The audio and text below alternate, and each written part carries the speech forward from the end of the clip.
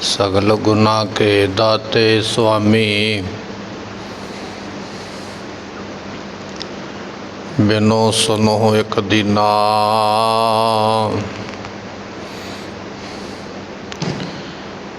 देहो दरस नानक बलिहारी, जियड़ा बल बल कीना।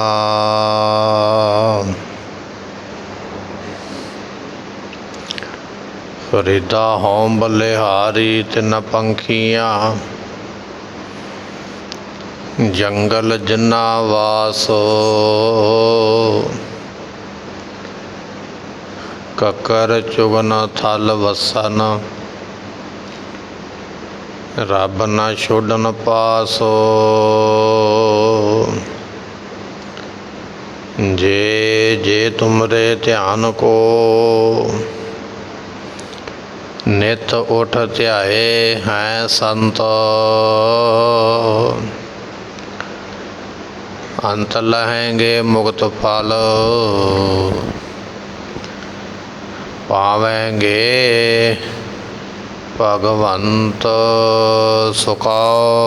टल गुर सेविए पैनस सहज सुभाए, दर्शन परसिय गुरु के जन्म मरण दुख जाए।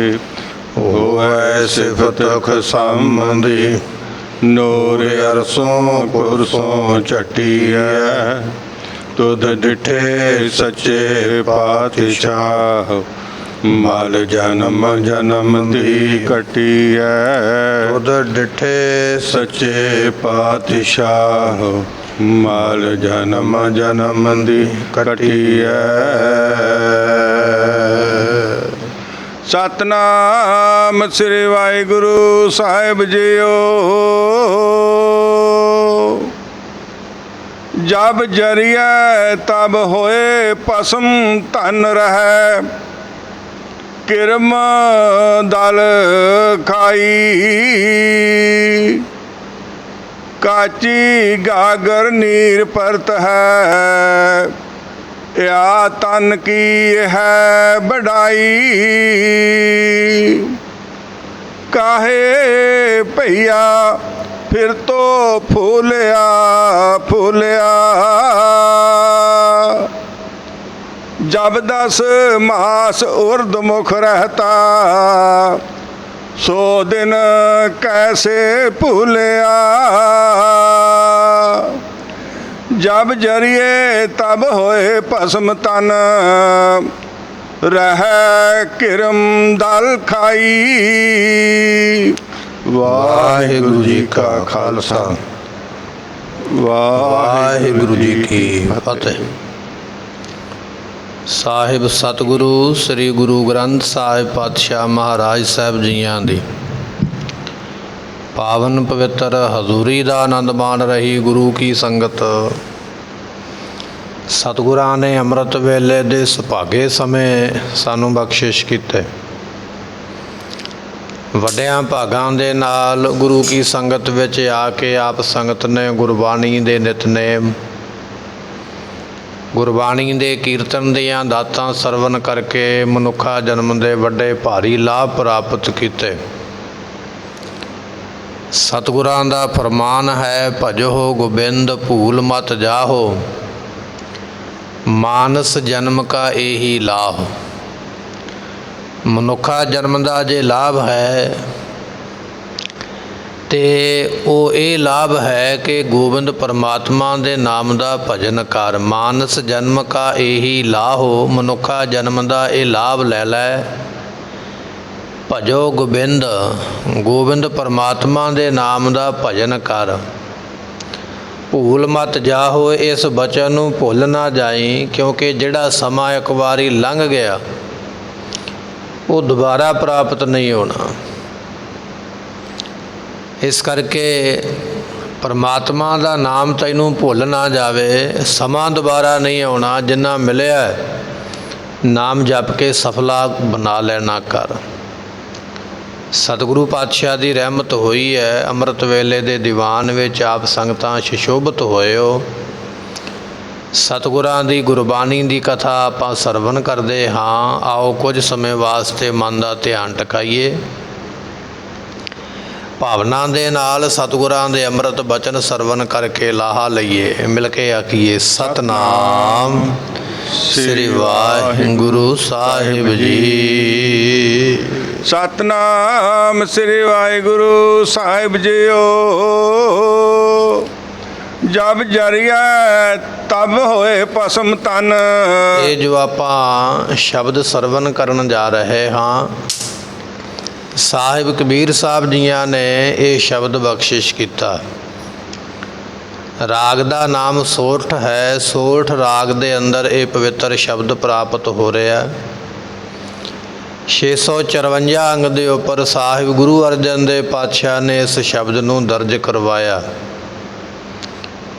ਕਬੀਰ ਸਾਹਿਬ ਜੀ ਬੈਠੇ, ਕਬੀਰ ਸਾਹਿਬ ਜੀਆਂ ਦੇ ਕੋਲ ਬੇਅੰਤ ਸੰਗਤ ਬੈਠੀ ਹੋਈ, ਉਪਦੇਸ਼ ਦੇ ਰਹੇ ਨੇ, ਬਚਨ ਬਿਲਾਸ ਕਰ ਰਹੇ। ਇੰਨੇ ਚਿਰ ਨੂੰ ਇੱਕ ਵਿਅਕਤੀ ਜਿਹੜਾ ਬੜਾ ਧਨਾੜ ਹੈ, ਸ਼ਾਹੂਕਾਰ ਹੈ, ਮਾਇਆ ਬੇਅੰਤ ਉਹਦੇ ਕੋਲ ਹੈ। ਕਿਸੇ ਨੇ ਫੁੱਲਾਂ ਦਾ ਹਾਰ 1 2 3 4 ਗਲ ਵਿੱਚ ਪਾ ਦਿੱਤੇ। ਬੜਾ ਖੁਸ਼ ਹੈ, ਮੈਨੂੰ ਮਾਣ ਮਿਲਿਆ। ਉਸੇ ਤਰ੍ਹਾਂ ਫੁੱਲਾਂ ਦੇ ਹਾਰ ਗਲ ਵਿੱਚ ਪਏ ਪੁਆਏ ਲੈ ਕੇ ਸਾਰੀ ਸੰਗਤ ਨੂੰ ਪਰੇ ਕਰਦਾ ਹੋਇਆ, ਪਰੇ ਹਟ ਜਾਓ, ਮੈਂ ਸ਼ਾਹੂਕਾਰ ਹਾਂ, ਮੈਂ ਸ਼ਾਹੂਕਾਰ ਹਾਂ। ਆਪਣੀ ਪ੍ਰਭਤਾ ਜਨਾਉਂਦਾ ਹੋਇਆ, ਵਡਿਆਈ ਜਨਾਉਂਦਾ ਹੋਇਆ, ਜਿੱਥੇ ਕਬੀਰ ਸਾਹਿਬ ਬੈਠੇ ਬਿਲਕੁਲ ਕੋਲ ਆ ਕੇ ਸਾਰਿਆਂ ਨੂੰ ਪਰੇ ਕਰਕੇ ਬੈਠ ਗਿਆ। ਤੇ ਕਬੀਰ ਸਾਹਿਬ ਜੀ ਉਸ ਵੇਲੇ ਸੰਗਤ ਨਾਲ ਬਚਨ ਬਿਲਾਸ ਕਰ ਰਹੇ ਸਨ। ਜਦੋਂ ਇਸ ਵਿਅਕਤੀ ਦੇ ਵੱਲ ਨਿਗਾਹ ਪਈ ਨਾ, ਧਿਆਨ ਗਿਆ, ਤੇ ਕਬੀਰ ਸਾਹਿਬ ਜੀ ਦੇ ਮੁਖੋਂ ਬਚਨ ਨਿਕਲਿਆ। ਕਹਿਣ ਲੱਗੇ, ਕਾਹੇ ਭਈਆ ਫਿਰ ਤੋਂ ਫੂਲਿਆ ਫੂਲਿਆ। ਕਹਿਣ ਲੱਗੇ, ਉਹ ਭਰਾਵਾ, ਇਹ ਗਲ ਵਿੱਚ ਫੁੱਲਾਂ ਦਾ ਹਾਰ ਪਾ ਕੇ ਤੇ ਫੁੱਲਿਆ ਹੋ ਕੇ, ਆਕੜ ਕੇ, ਮੈਂ ਸ਼ਾਹੂਕਾਰ ਹਾਂ, ਮੈਂ ਧਨਾੜ ਹਾਂ, ਮੈਨੂੰ ਮਾਣ ਸਨਮਾਨ ਮਿਲਿਆ। ਕਿਸ ਵਾਸਤੇ ਇੰਨਾ ਫੁੱਲਿਆ ਹੋਇਆ? ਕਿਸ ਗੱਲ ਦਾ ਇੰਨਾ ਮਾਣ ਹੈ? ਜੇ ਤੇਰੇ ਵਿੱਚ ਇਹ ਮਾਣ ਹੈ ਨਾ ਵੀ ਮੇਰਾ ਸਰੀਰ ਬੜਾ ਸੁੰਦਰ ਹੈ, ਮੈਂ ਮਾਇਆ ਕਰਕੇ ਧਨਾੜ ਹਾਂ, ਮੇਰੀ ਇਲਾਕੇ ਵਿੱਚ ਜਾਣ ਪਛਾਣ ਹੈ, ਮੇਰੇ ਸਾਗ ਸੰਬੰਧੀ ਬੜੇ ਨੇ। ਕਹਿਣ ਲੱਗੇ, ਨਾ ਸਾਗ ਸੰਬੰਧੀਆਂ ਦਾ ਮਾਣ ਕਰ, ਨਾ ਧਨ ਦਾ ਮਾਣ ਕਰ, ਨਾ ਇਸ ਸਰੀਰ ਦਾ ਮਾਣ ਕਰ। ਇਹ ਸਰੀਰ ਦੀ ਹਾਲਤ ਕੀ ਹੋਣੀ ਹੈ ਉਹ ਤੈਨੂੰ ਅਸੀਂ ਦੱਸਦੇ ਹਾਂ। ਤੇ ਫਿਰ ਉਸ ਵੇਲੇ ਕਬੀਰ ਸਾਹਿਬ ਜੀਆਂ ਨੇ ਉਸ ਆਕੜੇ ਹੰਕਾਰੇ ਵਿਅਕਤੀ ਨੂੰ ਉਪਦੇਸ਼ ਦਿੰਦਿਆਂ ਹੋਇਆਂ ਵੀ ਸਰੀਰ ਦੀ ਹਾਲਤ ਕੀ ਹੁੰਦੀ ਹੈ ਸਮਝਾਉਣ ਵਾਸਤੇ ਸ਼ਬਦ ਬਖਸ਼ਿਸ਼ ਕਰਦੇ ਹਨ। ਜਬ ਜਰੀਆ ਤਬ ਹੋਏ ਭਸਮ ਤਨ। ਕਬੀਰ ਸਾਹਿਬ ਜੀ ਕਹਿਣ ਲੱਗੇ, ਭਾਈ, ਇਹ ਸਰੀਰ ਦਾ ਮਾਣ ਉਹਨਾਂ ਚਿਰ ਹੀ ਹੈ ਜਿੰਨਾ ਚਿਰ ਇਹਦੇ ਵਿੱਚ ਸਵਾਸ ਨੇ। ਜਿੱਦਣ ਸਵਾਸ ਨਿਕਲ ਗਏ ਤੇ ਪਾਤਸ਼ਾਹ ਕਹਿਣ ਲੱਗੇ, ਜਬ ਜਰੀਆ, ਫਿਰ ਤੇਰੇ ਸਰੀਰ ਨੂੰ ਲੱਕੜਾਂ ਤੇ ਰੱਖ ਕੇ ਸਾੜਿਆ ਜਾਣਾ। ਤੇ ਫਿਰ ਕੀ ਹੋਵੇਗਾ? ਕਹਿਣ ਲੱਗੇ, ਹੋਏ ਭਸਮ ਤਨ, ਇਹ ਸਰੀਰ ਸਵਾਹ ਹੋ ਜਾਏਗਾ। ਜਿਹਦਾ ਅੱਜ ਮਾਣ ਕਰਦਾ ਪਿਆ ਨਾ, ਫੁੱਲਾਂ ਦੀ ਮਾਲਾ ਗਲ ਵਿੱਚ ਪਾ ਕੇ ਲੋਕਾਂ ਨੂੰ ਆਖਦਾ ਪਰੇ ਹਟ ਜਾਓ, ਮੈਨੂੰ ਰਸਤਾ ਦੇ ਦਿਓ, ਮੈਂ ਅਮੀਰ ਹਾਂ, ਮੈਂ ਧਨਾੜ ਹਾਂ, ਮੈਂ ਸ਼ਾਹੂਕਾਰ ਹਾਂ, ਮਾਣ ਕਰਦਾ। ਕਹਿਣ ਲੱਗੇ, ਸਰੀਰ ਦੀ ਹਾਲਤ ਵੇਖ, ਇਸ ਤਰ੍ਹਾਂ ਦੀ ਹੋਵੇਗੀ ਜਦੋਂ ਤੇਰੇ ਸਰੀਰ ਵਿੱਚੋਂ ਜਿੰਦ ਨਿਕਲੀ, ਪ੍ਰਾਣ ਪੰਖੇਰੂ ਜਿਸ ਵੇਲੇ ਨਿਕਲੇ ਸਰੀਰ ਦੇ ਵਿੱਚੋਂ, ਤੇ ਸਰੀਰ ਦਾ ਉਸ ਵੇਲੇ ਅੰਤਮ ਦਾਹ ਕੀਤਾ ਜਾਏਗਾ, ਸੰਸਕਾਰ ਕੀਤਾ ਜਾਏਗਾ। ਹੋਏ ਭਸਮ ਤਨ, ਇਹ ਤੇਰੇ ਤਨ ਨੇ ਭਸਮ ਕਹੀਏ ਸਵਾਹ ਦੀ ਮੁੱਠੀ ਬਣ ਜਾਣਾ। ਐਡਾ ਵੱਡਾ ਸਰੀਰ, ਇੰਨਾ ਲੰਮਾ ਚੌੜਾ ਤੇ ਭਾਰੀ ਭਰਕਮ ਜਿਹੜਾ ਸਰੀਰ ਹੈ, ਨਿੱਕੇ ਜਿਹੇ ਥੈਲੇ ਵਿੱਚ ਪੈ ਜਾਣਾ, ਨਿੱਕੀ ਜਿਹੀ ਬੋਰੀ ਵਿੱਚ ਪੈ ਜਾਣਾ, ਜਾਂ ਬਿਲਕੁਲ ਨਿੱਕੇ ਜਿਹੇ ਝੋਲੇ ਵਿੱਚ ਪੈ ਜਾਣਾ। ਇਹਨੇ ਸਵਾਹ ਦੀ ਮੁੱਠ ਰਹਿ ਜਾਣਾ, ਇਹਦਾ ਕੁਝ ਨਹੀਂ ਵਟਿਆ ਜਾਣਾ। ਜਬ ਜਰੀਆ, ਜਰੀਆ ਤੋਂ ਭਾਵ ਹੁੰਦਾ ਜਦੋਂ ਸੜੀਏ, ਸਾੜਨਾ ਕਰੀਏ। ਹੋਏ ਭਸਮ ਤਨ, ਉਦੋਂ ਇਹ ਤੇਰਾ ਸਰੀਰ ਭਸਮ ਹੋ ਜਾਣਾ, ਸਵਾਹ ਦੀ ਮੁੱਠ ਹੋ ਜਾਣਾ। ਫਿਰ ਮਾਣ ਕਿਸ ਗੱਲ ਦਾ ਹੈ? ਰਹਿ ਕਿਰਮ ਦਲ ਖਾਈ। ਤੇ ਜੇ ਸਰੀਰ ਸੜਨੋਂ ਰਹਿ ਜਾਵੇ, ਕਈ ਵਾਰੀ ਵਿਅਕਤੀ ਨੇ ਪਾਪ ਗੁਨਾਹ ਇੰਨੇ ਕੀਤੇ ਕਿ ਉਹਦਾ ਸਰੀਰ ਸੜਦਾ ਵੀ ਨਹੀਂ ਹੈ, ਅੱਗ ਵੀ ਆਪਣੇ ਵਿੱਚ ਸਮੇਟਦੀ ਨਹੀਂ, ਅੱਧਾ ਕੁ ਸੜਿਆ ਤੇ ਅੱਧਾ ਕੁ ਰਹਿ ਗਿਆ। ਵੇਖਿਆ ਵੀ ਇਹ ਸੜਦਾ ਨਹੀਂ, ਇਹਨੂੰ ਬਿਲੇ ਤੇ ਲਾਉਣਾ ਹੈ। ਕੀ ਕੀਤਾ? ਟੋਇਆ ਪੱਟ ਕੇ ਤੇ ਰਹਿੰਦਾ ਬਾਕੀ ਦਾ ਅੱਧਾ ਸਰੀਰ ਮਿੱਟੀ ਵਿੱਚ ਸੁੱਟ ਦਿੱਤਾ। ਜੇ ਸੜਦਾ ਨਹੀਂ ਤੇ ਚਲੋ ਕੀੜੇ ਖਾ ਲੈਣਗੇ, ਮਾਸ ਧਰਤੀ ਦੇ ਵਿੱਚੋਂ। ਕਹਿਣ ਲੱਗੇ ਇਸ ਤਰ੍ਹਾਂ ਦੀ ਹਾਲਤ ਹੋ ਜਾਂਦੀ ਹੈ। ਰਹਿ ਕਿਰਮ ਦਲ ਖਾਈ, ਕਿਰਮਾਂ ਦਾ ਕੀੜਿਆਂ ਦਾ ਦਲ ਆ ਜਾਂਦਾ, ਭੌਣ ਇਕੱਠਾ ਹੋ ਜਾਂਦਾ, ਕੀੜਿਆਂ ਦਾ ਭੌਣ ਆ ਕੇ ਸਰੀਰ ਨੂੰ ਬਚੇ ਹੋਏ ਨੂੰ, ਜਿਹੜਾ ਸਾੜਿਆ ਨਹੀਂ ਗਿਆ, ਪਾਪ ਗੁਨਾਹ ਹੀ ਇੰਨੇ ਕੀਤੇ, ਅੱਗ ਨੇ ਵੀ ਨਹੀਂ ਸਮੇਟਿਆ ਹੈ। ਕਹਿਣ ਲੱਗੇ ਉਹ ਸਰੀਰ ਨੂੰ ਫਿਰ ਕੀੜੇ ਆ ਕੇ ਖਾਣਗੇ, ਜਿਹਦਾ ਮਾਨ ਕਰਦਾ ਫਿਰ ਬਖਸ਼ਿਸ਼ ਕਰਦੇ ਹਨ। ਜਬ ਜਰੀਆ ਤਬ ਹੋਏ ਭਸਮ ਤਨ, ਰਹਿ ਕਿਰਮ ਦਲ ਖਾਈ। ਜਾਂ ਆਪਾਂ ਇਸ ਤਰ੍ਹਾਂ ਕਹਿ ਸਕਦੇ ਹਾਂ, ਹਿੰਦੂ ਤਬਕੇ ਦੇ ਲੋਕ ਜਿਹੜੇ ਨੇ ਮੌਤ ਹੋ ਜਾਣ ਤੋਂ ਉਪਰੰਤ ਸੰਸਕਾਰ ਕਰਦੇ, ਤੇ ਮੁਸਲਮਾਨ ਜਿਹੜੇ ਨੇ ਮੌਤ ਹੋਣ ਜਾਣ ਤੋਂ ਮਗਰੋਂ ਕਬਰਸਤਾਨ ਦੇ ਵਿੱਚ ਮੁਰਦੇ ਨੂੰ ਦਫਨਾਇਆ ਜਾਂਦਾ ਹੈ। ਕਹਿਣ ਲੱਗੇ ਜਿਹੜਾ ਮੁਰਦਾ ਮਿੱਟੀ ਵਿੱਚ ਦੱਬਿਆ ਗਿਆ, ਰਹਿ ਕਿਰਮ ਦਲ ਖਾਈ, ਉਹਨੂੰ ਕਿਰਮਾਂ ਕੀੜਿਆਂ ਦੇ ਦਲ ਆਉਣਗੇ, ਕੀੜੇ ਆਉਣਗੇ ਮਿੱਟੀ ਦੇ ਵਿੱਚੋਂ ਨਿਕਲ ਕੇ, ਤੇ ਸਾਰਾ ਸਰੀਰ ਇਹਦਾ ਖਾ ਜਾਣਗੇ। ਜਿਹੜੇ ਸਰੀਰ ਦਾ ਮਾਣ ਕਰਦਾ, ਕੀੜਿਆਂ ਦੇ ਹਵਾਲੇ ਸਰੀਰ ਤੇਰਾ ਹੋ ਜਾਣਾ। ਬਾਬਾ ਫਰੀਦ ਸਾਹਿਬ ਜੀ ਕਹਿਣ ਲੱਗੇ, ਕਹਿੰਦੇ ਬਚਨ ਇਹ ਹੈ, ਫਰੀਦਾ ਇੱਟ ਸਰਾਣੇ ਭੋਏ ਸਵਨ, ਕੀੜਾ ਲੜਿਓ ਮਾਸ, ਕੀਤੜਿਆਂ ਜੁਗ ਵਾਪਰੇ ਇਕਤ ਪਿਆ ਪਾਸ। ਸਰੀਰ ਦਾ ਮਾਣ ਕਰਨ ਵਾਲਿਆ ਆਪਣੇ ਘਰ ਦਾ, ਆਪਣੇ ਬੈੱਡ ਦਾ, ਆਪਣੇ ਬਿਸਤਰੇ ਦਾ, ਆਪਣੇ ਧਨ ਦਾ ਮਾਣ ਤੇ ਕਰਦਾ, ਪਰ ਇੱਕ ਗੱਲ ਸੋਚ, ਜਿਸ ਵੇਲੇ ਸਰੀਰ ਵਿੱਚੋਂ ਜਾਨ ਨਿਕਲੀ, ਸਰੀਰ ਨੂੰ ਕਬਰ ਦੇ ਵਿੱਚ ਦਫਨਾਇਆ ਜਾਏਗਾ, ਕਬਰ ਵਿੱਚ ਰੱਖਣ ਵੇਲੇ ਕੋਈ ਸਿਆਣਾ ਵਿਅਕਤੀ ਆਵਾਜ਼ ਮਾਰੇਗਾ, ਇਹਦੇ ਸਿਰ ਦੇ ਥੱਲੇ ਇੱਟ ਰੱਖ ਦਿਓ, ਉੱਥੇ ਸਰਾਣਾ ਨਹੀਂ ਕਿਸੇ ਨੇ ਦੇਣਾ। ਹੁਣ ਆਖਦਾ ਸਰਾਣੇ ਬਿਨਾਂ, ਤਕੀਏ ਬਿਨਾਂ ਮੈਨੂੰ ਨੀਂਦ ਨਹੀਂ ਆਉਂਦੀ ਹੈ। ਤਕੀਆ ਮਖਮਲੀ ਹੋਵੇ, ਪੋਲਾ ਹੋਵੇ, ਚੰਗਾ ਹੋਵੇ, ਸੋਹਣਾ ਹੋਵੇ, ਪਰ ਜਦੋਂ ਕਬਰ ਦੇ ਵਿੱਚ ਦਫਨਾਇਆ ਜਾਣਾ, ਉੱਥੇ ਸਰਾਣਾ ਨਹੀਂ ਦੇਣਾ, ਤਕੀਆ ਨਹੀਂ ਦੇਣਾ, ਕਹਿਣ ਲੱਗਣਾ ਇੱਟ ਰੱਖ ਦਿਓ ਸਿਰ ਦੇ ਥੱਲੇ। ਫਰੀਦਾ ਇੱਟ ਸਰਾਣੇ ਤੇ ਭੋਏ ਸਵਨ, ਕਬਰਸਤਾਨ ਦੇ ਵਿੱਚ ਬਿਸਤਰਾ ਨਹੀਂ ਵਿਛਾਇਆ ਜਾਂਦਾ ਵੀ ਸੋਹਣਾ ਗੱਦਾ, ਸੋਹਣਾ ਬਿਸਤਰਾ ਵਿਛਾਓ, ਇੱਥੇ ਮੁਰਦੇ ਨੂੰ ਲੰਮੇ ਪਾਉਣਾ ਨਹੀਂ, ਮਿੱਟੀ ਤੇ ਪਾਇਆ ਜਾਏਗਾ। ਭੋਏ ਸਵਨ, ਭੋਏ ਧਰਤੀ ਦੇ ਉੱਪਰ ਸੌਣਾ ਪੈਣਾ। ਕੀੜਾ ਲੜਿਓ ਮਾਸ, ਫਿਰ ਉਹ ਮਿੱਟੀ ਵਿੱਚੋਂ ਕੀੜੇ ਨਿਕਲਣਗੇ ਤੇ ਤੇਰੇ ਮਾਸ ਨੂੰ, ਸਰੀਰ ਨੂੰ ਖਾ ਜਾਣਗੇ। ਕੀੜਾ ਲੜਿਓ ਮਾਸ, ਕੀਤੜਿਆਂ ਜੁਗ ਵਾਪਰੇ ਇਕਤ ਪਿਆ ਪਾਸ। ਹੁਣ ਤੇ ਇੱਕ ਪਾਸੇ ਪੈਂਦਾ ਨਾ ਪਾਸਾ ਕਰਕੇ, ਜਦੋਂ ਉੱਠਦਾ ਕਹਿਣ ਲੱਗਾ ਮੇਰਾ ਤੇ ਬਾਂਹ ਸੌਂ ਗਈ ਹੈ, ਲੱਤ ਸੌਂ ਗਈ ਹੈ, ਲੱਕ ਸੌਂ ਗਿਆ, ਮੈਂ ਤੇ ਥੱਕ ਗਿਆ, ਇੱਕੇ ਪਾਸੇ ਪਿਆ ਰਿਹਾ, ਮੈਂ ਤੇ ਪਾਸਾ ਹੀ ਨਹੀਂ ਪਲਟਿਆ। ਹੁਣ ਤੇ ਉੱਠ ਕੇ ਇਹ ਗੱਲ ਕਹਿ ਦੇਣਾ ਇੱਕੇ ਪਾਸੇ ਪਿਆ ਹਾਂ, ਪਰ ਕਹਿਣ ਲੱਗੇ ਕਬਰਸਤਾਨ ਦੇ ਵਿੱਚ ਜਿਵੇਂ ਕਿਸੇ ਨੇ ਲੰਮੇ ਪਾ ਦਿੱਤਾ, ਵਿੰਗਾ ਪਾਤਾ, ਟੇਢਾ ਪਾਤਾ, ਸਿੱਧਾ ਪਾਤਾ, ਪੁੱਠਾ ਪਾਤਾ, ਜਿਵੇਂ ਕਬਰਸਤਾਨ ਵਿੱਚ ਸੰਬੰਧੀਆਂ ਨੇ ਲੰਮੇ ਪਾਇਆ। ਕੀਤੜਿਆਂ ਯੁਗ ਵਾਪਰੇ, ਪਤਾ ਨਹੀਂ ਕਿੰਨੇ ਸਾਲ, ਕਿੰਨੀਆਂ ਸਦੀਆਂ, ਕਿੰਨਾ ਸਮਾਂ, ਇਕਤ ਪਿਆ ਪਾਸ, ਕੱਲੇ ਨੂੰ ਉਸੇ ਤਰ੍ਹਾਂ ਹੀ ਲੰਮੇ ਪਿਆ ਲੰਘ ਜਾਣਾ। ਕਦੋਂ ਹੱਡ ਗਲਣਗੇ, ਕਦੋਂ ਉਹ ਮਾਸ ਖਾ ਜਾਣਗੇ ਕੀੜੇ, ਐਸੀ ਹਾਲਤ ਬਣ ਜਾਣੀ। ਰਹਿ ਕਿਰਮ ਦਲ ਖਾਈ, ਕਿਰਮਾਂ ਦੇ ਦਲ, ਕੀੜਿਆਂ ਦੇ ਦਲ ਆ ਕੇ ਤੇਰੇ ਸਰੀਰ ਨੂੰ ਖਾ ਕੇ ਨਾਸ਼ ਕਰ ਦੇਣਗੇ। ਸਰੀਰ ਦਾ ਮਾਣ ਕਿਸ ਗੱਲ ਦਾ ਕਰਦਾ ਹੈ? ਕਾਚੀ ਗਾਗਰ ਨੀਰ ਪਰਤ ਹੈ। ਕਹਿਣ ਲੱਗੇ ਇਹ ਤੇਰਾ ਸਰੀਰ ਕੱਚੀ ਗਾਗਰ ਵਰਗਾ ਹੈ, ਕੱਚੇ ਘੜੇ ਵਰਗਾ ਹੈ। ਕੱਚੇ ਘੜੇ ਦੇ ਉੱਪਰ ਪਾਣੀ ਪੈ ਜਾਵੇ ਤੇ ਗੁਰਮੁਖਾ ਉਹ ਘੜਾ ਗਲਣਾ ਸ਼ੁਰੂ ਹੋ ਜਾਂਦਾ, ਖੁਰਨਾ ਸ਼ੁਰੂ ਹੋ ਜਾਂਦਾ। ਕੱਚੇ ਘੜੇ ਦੀ ਬਹੁਤੀ ਮਨਿਆਦ ਕੋਈ ਨਹੀਂ ਹੈ। ਘੁਮਿਆਰ ਕੋਲੋਂ ਜਾ ਕੇ ਘੜਾ ਖਰੀਦ ਕੇ ਲਿਆਓ ਤੇ ਘੁਮਿਆਰ ਨੂੰ ਪੁੱਛੋ ਵੀ ਇਹਦੀ ਵਾਰੰਟੀ ਕਿੰਨੀ ਹੈ, ਕਿੰਨਾ ਸਮਾਂ, ਕਹਿਣ ਲੱਗਾ ਕੋਈ ਗਾਰੰਟੀ ਨਹੀਂ ਹੈ ਇਹਦੀ, ਇਹ ਤੁਹਾਡੀ ਸੰਭਾਲ ਦੇ ਉੱਪਰ ਹੈ। ਹੱਥੋਂ ਛੁੱਟਿਆ ਤੇ ਤਾਂ ਵੀ ਟੁੱਟਿਆ, ਤੇ ਪਾਣੀ ਪੈ ਗਿਆ ਤੇ ਤਾਂ ਵੀ ਇਹ ਖੁਰਿਆ, ਇਹਨੇ ਖੁਰ ਜਾਣਾ ਹੈ। ਕਾਚੀ ਗਾਗਰ, ਕੱਚਾ ਘੜਾ, ਨੀਰ ਪਰਤ ਹੈ, ਪਾਣੀ ਪੈਣ ਦੇ ਨਾਲ ਖੁਰਨਾ ਸ਼ੁਰੂ ਹੋ ਜਾਂਦਾ, ਗਲਣਾ ਸ਼ੁਰੂ ਹੋ ਜਾਂਦਾ ਹੈ। ਇਹ ਆ ਤਨ ਕੀ ਇਹ ਹੈ ਵਡਾਈ। ਇਹ ਸਰੀਰ ਦੀ ਵੀ ਕੁਝ ਹਾਲਤ ਇਸੇ ਤਰ੍ਹਾਂ ਦੀ ਹੈ। ਇਹ ਤੇਰਾ ਸਰੀਰ ਵੀ ਗੁਰਮੁਖਾ ਕੱਚੇ ਘੜੇ ਵਰਗਾ ਹੈ। ਇਹਦੇ ਉੱਪਰ ਪਦਾਰਥਾਂ ਦਾ ਪਾਣੀ ਪੈਣ ਦੀ ਬਸ ਲੋੜ ਹੈ, ਇਹਨੇ ਵੀ ਗਲਣਾ ਸ਼ੁਰੂ ਹੋ ਜਾਣਾ ਹੈ। ਜਿਵੇਂ ਘੜੇ ਉੱਪਰ ਪਾਣੀ ਪਿਆ ਤੇ ਉਹ ਅੰਦਰੋਂ ਬਾਹਰੋਂ ਗਲਦਾ ਪਿਆ, ਮੁੱਕਦਾ ਪਿਆ, ਇਸੇ ਤਰ੍ਹਾਂ ਇਹ ਸਰੀਰ ਅੰਦਰੋਂ ਵਿਕਾਰਾਂ ਦੇ ਨਾਲ ਤੇ ਬਾਹਰੋਂ ਪਦਾਰਥਾਂ ਦੇ ਨਾਲ ਇਕੱਠੇ ਕਰਨ ਦੀ ਹੋੜ ਵਿੱਚ, ਕਮਾਉਣ ਦੀ ਹੋੜ ਵਿੱਚ ਲੱਗਾ ਹੋਇਆ ਸਰੀਰ। ਕਹਿਣ ਲੱਗੇ ਜਿਵੇਂ ਪਾਣੀ ਨੂੰ, ਘੜੇ ਨੂੰ ਪਾਣੀ ਨੇ ਗਾਲ ਦਿੱਤਾ, ਤੇਰੇ ਤਨ ਨੂੰ ਪਦਾਰਥਾਂ ਨੇ ਗਾਲ ਦੇਣਾ। ਪਦਾਰਥ ਤੇਰੇ ਪੂਰੇ ਨਹੀਂ ਹੋਣੇ, ਵਸਤੂਆਂ ਲੋੜਾਂ ਤੇਰੀਆਂ ਪੂਰੀਆਂ ਨਹੀਂ ਹੋਣੀਆਂ, ਪਰ ਇੱਕ ਦਿਨ ਸਮਾਂ ਉਹ ਆਉਣਾ ਜਦੋਂ ਤੇਰਾ ਸਰੀਰ ਜ਼ਰੂਰ ਪੂਰਾ ਹੋ ਜਾਣਾ। ਇਹ ਪਦਾਰਥ ਜਿਹੜੇ ਨੇ ਇਹ ਤੇਰੇ ਸਰੀਰ ਰੂਪੀ ਘੜੇ ਨੂੰ ਗਾਲਣ ਵਾਲੇ ਮੁਕਾਉਣ ਵਾਲੇ ਨੇ। ਐਸਾ ਇਹ ਪਦਾਰਥਾਂ ਦਾ ਮੀਂਹ ਪੈਂਦਾ ਪਿਆ ਹੈ। ਫਿਰ ਬਖਸ਼ਿਸ਼ ਕਰਦੇ ਹਨ। ਕਾਚੀ ਗਾਗਰ ਨੀਰ ਪਰਤ ਹੈ। ਕਬੀਰ ਸਾਹਿਬ ਜੀ ਕਹਿਣ ਲੱਗੇ ਜਿਵੇਂ ਘੜੇ ਵਿੱਚ ਪਾਣੀ ਪਾਈਏ ਨਾ ਗੁਰਮੁਖੋ, ਰਾਤ ਨੂੰ ਘੜਾ ਭਰ ਕੇ ਰੱਖੀਏ ਵੀ ਸਵੇਰ ਤੱਕ ਠੰਡਾ ਹੋਵੇਗਾ। ਉਸ ਘੜੇ ਵਿੱਚੋਂ ਬੂੰਦ ਬੂੰਦ ਕਰਕੇ ਪਾਣੀ ਚੋਂਦਾ ਰਹਿੰਦਾ। ਜਿਹੜੇ ਘੜੇ ਵਿੱਚ ਲੋਕ ਪਾਣੀ ਰੱਖਦੇ ਨੇ ਤੇ ਉਹ ਘੜੇ ਦੇ ਥੱਲੇ ਰੇਤਾ ਪਾ ਕੇ ਜਾਂ ਇਹੋ ਜਿਹੀ ਮਿੱਟੀ ਵਗੈਰਾ ਪਾ ਕੇ ਰੱਖਦੇ। ਇੱਕ ਤੇ ਉਹਦੇ ਨਾਲ ਠੰਡਾ ਰਹਿੰਦਾ, ਦੂਜਾ ਘੜੇ ਵਿੱਚੋਂ ਜਿਹੜਾ ਪਾਣੀ ਚੋਂਦਾ ਪਿਆ ਬੂੰਦ ਬੂੰਦ ਕਰਕੇ ਰੇਤਾ ਵਿੱਚ ਸਮਾ ਜਾਏ।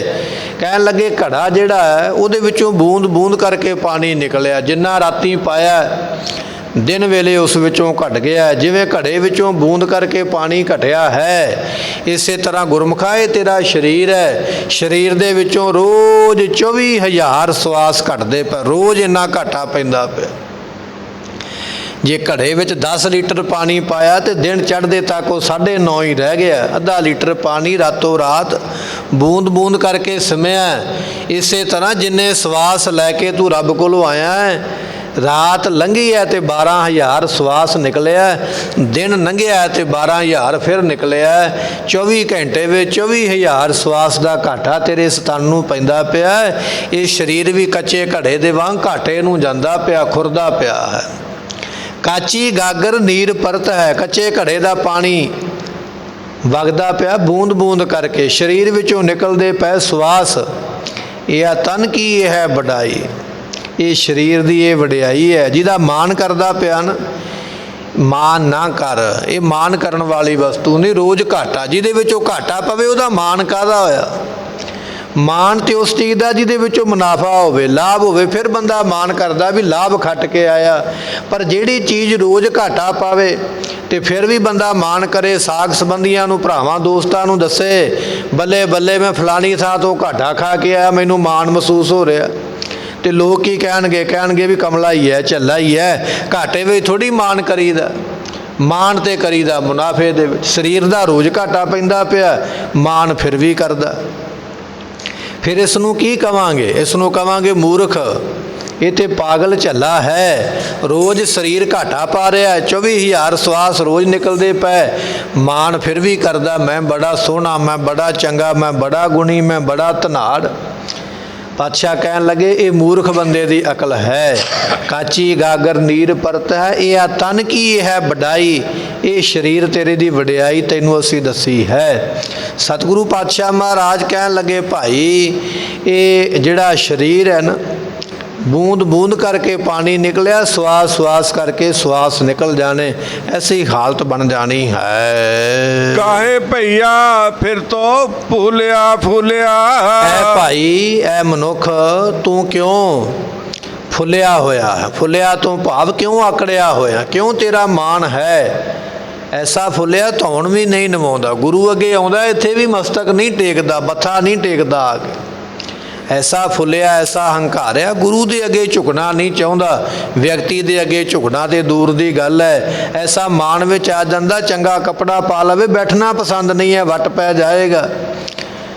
जे किते धन आ जाए तो माड़े नूं बुलाउणा पसंद नहीं करता, मेरी जिहड़ी है वडियाई घट जाएगी। गरीब नूं क्यों बुलावां, माड़े नूं क्यों बुलावां? काहे भैया ऐ भाई भरा क्यों तू फुलिया होया, क्यों आकड़िया होया है?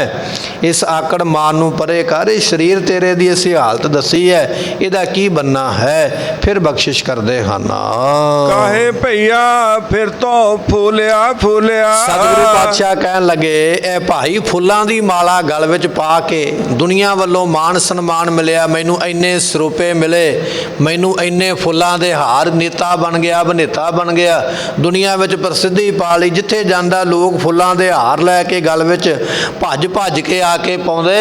कहण लगे फुल्लां दे हार गल विच पवा के क्यों फुलिया होया, क्यों मान करदा पिया? ये फुल्लां दे हार तो लोग मरियां दे भी पाउंदे ने, मरे दे हार विच गल विच भी हार पैंदा, कोई सिर वाले पासे रखदा, कोई पैरां वाले पासे रखदा। फुल्लां दे हार दा काहदा मान करदा है? जे जिउंदियां गल विच पैंदा ते मरियां भी पैंदा, कोई फोटो ते पाउंदा, कोई तन ते पाउंदा। ਫਿਰ ਇਸ ਤਨ ਦਾ ਇਹ ਮਾਨ ਕਿਉਂ ਕਰਦਾ ਹੈ? ਫਿਰ ਬਖਸ਼ਿਸ਼ ਕਰਦੇ ਹਨ। ਕਾਹੇ ਭਈਆ ਫਿਰ ਤੋਂ ਫੁੱਲਿਆ ਫੁੱਲਿਆ।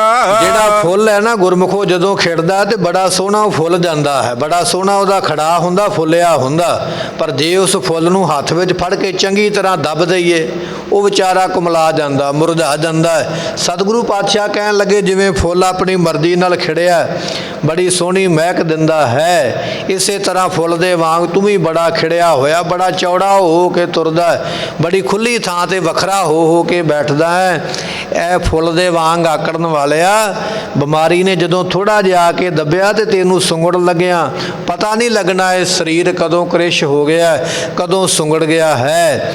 ਤੇ ਰੱਬ ਨਾ ਕਰੇ ਜੇ ਕਿਤੇ ਜਮਾਂ ਨੇ ਹੱਥ ਪਾ ਲਿਆ ਤੇ ਫਿਰ ਤੇ ਰਹਿ ਹੀ ਕੁਝ ਨਹੀਂ ਨਾ ਜਾਣਾ, ਫਿਰ ਕਿਸ ਗੱਲ ਦਾ ਮਾਨ ਕਰਦਾ ਹੈ? ਜਬ 10 ਮਾਸ ਉਰਦ ਮੁਖ ਰਹਤਾ। ਇਹ ਤੇਰਾ ਜਿਹੜਾ ਤਨ ਹੈ ਨਾ ਸਰੀਰ, ਜਿੱਥੇ ਅੱਜ ਜਾਂਦਾ ਜੈ ਜੈਕਾਰ ਹੁੰਦੀ ਹੈ, ਨਾਰੇ ਲੱਗਦੇ, ਤੇਰਾ ਨਾਮ ਬੁਲੰਦ ਹੁੰਦਾ।